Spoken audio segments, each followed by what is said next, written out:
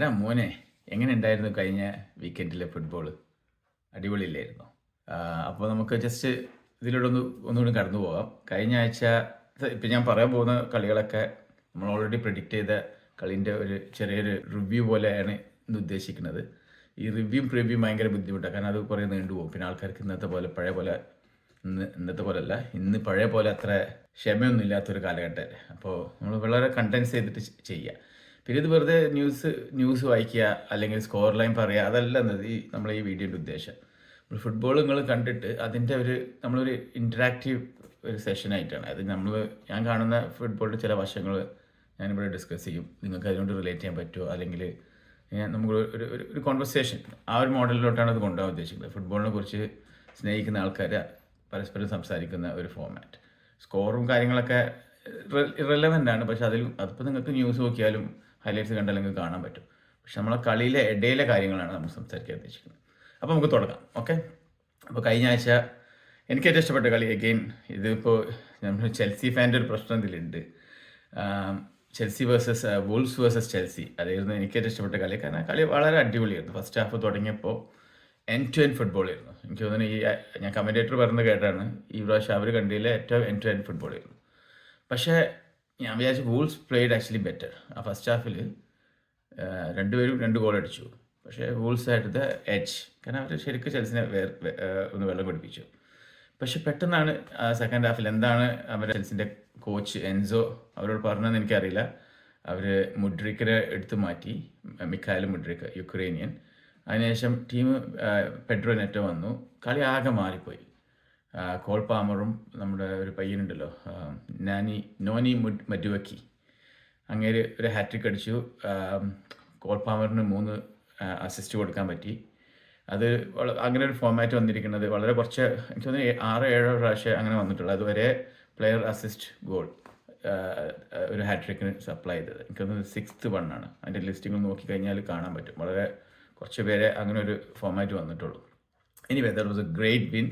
ഇപ്പോൾ എല്ലാ കമൻറ്റേറ്റേഴ്സും പറയുന്നു ചെൽസി ടൈറ്റിൽ ചാലഞ്ചേഴ്സാണ്, അതാണ് ഇതാണ്.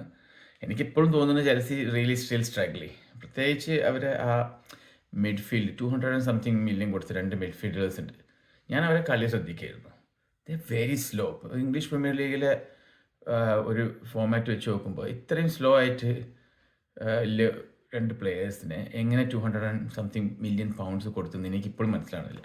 I just don't get it. They good players, they have the skills. പക്ഷേ ഈ പ്രീമിയർ ലീഗിൻ്റെ ഒരു പ്രശ്നം എന്താ വെച്ചാൽ, പേസ് ഇല്ലെങ്കിൽ then you are not good enough to play in the mid, especially in the mid. Anyway, enough about Chelsea. അപ്പോൾ നമുക്ക് അടുത്ത ഗെയിമിലോട്ട് പോവാം. അടുത്ത ഗെയിമും ഞാൻ പ്രൊഡിക്റ്റ് ചെയ്ത് കറക്റ്റായിരുന്നു. Brighton versus Manchester United. സ്കൂളിൽ ഫുട്ബോൾ കളിച്ച ആൾക്കാർക്ക് വരെ അതൊരു ഭയങ്കര അത്ഭുതമായിരിക്കും അവരെന്താ ചെയ്തതെന്ന്. 1-1 നിന്ന മാഞ്ചസ്റ്റർ ലാസ്റ്റത്തെ ഡൈയിങ് സെക്കൻഡ്സ്, എനിക്ക് തോന്നുന്നു ഒരു 20 seconds മേ ബി, അത്രയേ ഉള്ളൂ കളി തീരാൻ.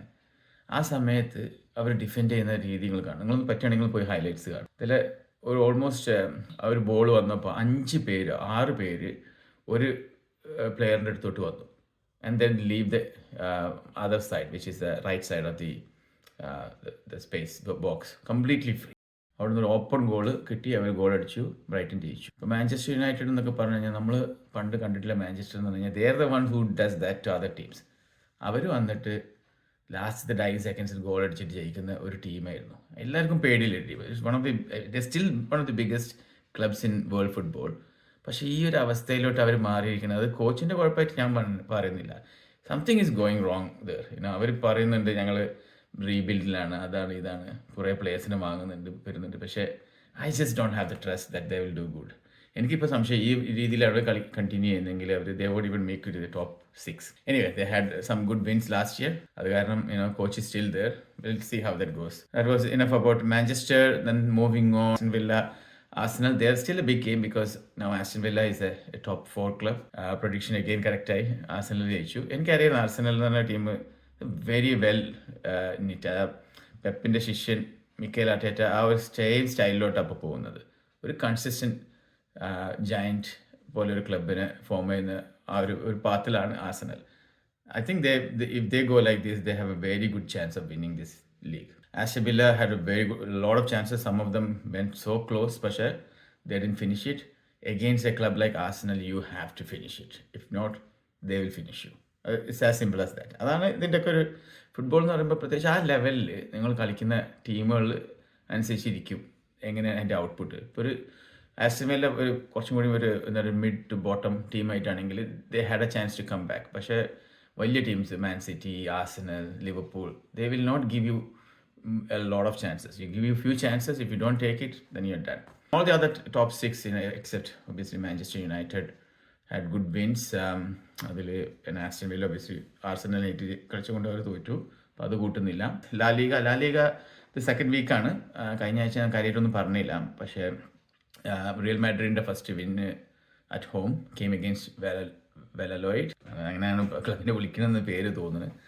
പ്രത്യേകിച്ച് സ്കോറൊന്നും അതൊന്നുമല്ല important. Mbappe still hasn't scored. പഴയല്ല, ഒരു എക്സിസ്റ്റിംഗ് പ്ലേയേഴ്സ് തന്നെയാണ് ഗോളൊക്കെ അടിച്ചത്. ഇപ്പോൾ ബundesliga ലീഗിൻ്റെ ഫസ്റ്റ് വീക്കിൻ്റെ ആയിരുന്നു. As expected all the top teams like Bayern Munich, Bayern Leverkusen, who is the current champions, എല്ലാവരും ജയിച്ചു. Bayern's and even Bayern Leverkusen's win came at the last minute. Not last minute, like, they have to come back from behind. Especially Bayern, നല്ല കളിയാണിരുന്നു. They were trailing 50th minute ആയപ്പോൾ 2-1 trail ചെയ്ത team 3-2 ജയിച്ചു. അപ്പോൾ അത് രസമാണ് അങ്ങനത്തെ ടീമുകൾ. പക്ഷെ എപ്പോഴും എനിക്ക് I don't know Bayern Munich ബundesliga സാധാരണ അവർക്ക് വളരെ എളുപ്പമുള്ള ഒരു ലീഗാണ്.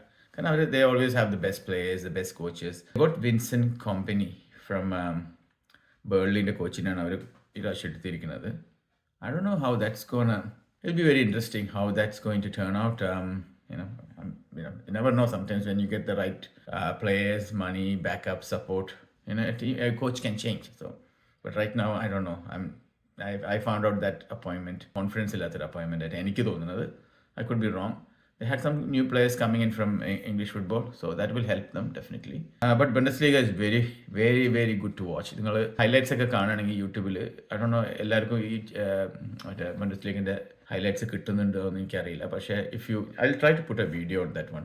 എല്ലാവരും പല വേൾഡിലെ കൺട്രീസിൽ ഏത് ചാനൽസിലാണ് പ്രോപ്പർ ബ്രോഡ്കാസ്റ്റിംഗ് റൈറ്റ്സ് ഇല്ല, വീഡിയോ ഹൈലൈറ്റ്സ് ഇല്ല എന്ന് ഞാൻ യൂട്യൂബിൽ അത് I will put another video for that, just a shorts or something like that. Yeah, that's all for the major ones. ഇനി നമ്മളൊരു റിവ്യൂ വീഡിയോ ഇന്ന് ചെയ്തത്. There will be a preview one before the next round of games. പക്ഷേ premier league or other European leagues, they are so amazing to watch. എനിക്ക് Olympics ഉണ്ടായിരുന്നപ്പോഴും euro ഉണ്ടായിരുന്നപ്പോഴൊന്നും ഈ ഒരു passion, ആ ഒരു Josh കിട്ടുന്നില്ലേ. When this starts, then you just get, so I'm just waiting from one Saturday to another Saturday. അതാണ് എൻ്റെ ഒരു kind of life style. അപ്പോൾ നിങ്ങളെല്ലാവരും അതേപോലെ എൻജോയ് ചെയ്യുമെന്ന് വിചാരിക്കുന്നു. ഫീഡ്ബാക്സ് ഉണ്ടെങ്കിൽ അറിയിക്കുക. ഇതൊക്കെ നമ്മൾ ഞാൻ പറഞ്ഞ പോലെ ഇതൊരു ഇൻറ്ററാക്റ്റീവ് സെഷനാണ്. We want improve, we want to make it more interesting. ഒക്കെ ഇഷ്ടപ്പെട്ട എന്തെങ്കിലും പുതിയ ടോപ്പിക്സ് ഉണ്ടെങ്കിൽ അതിനെക്കുറിച്ചും കൂടെ നമ്മളോട് പറയാം. So we can include that. Like and subscribe.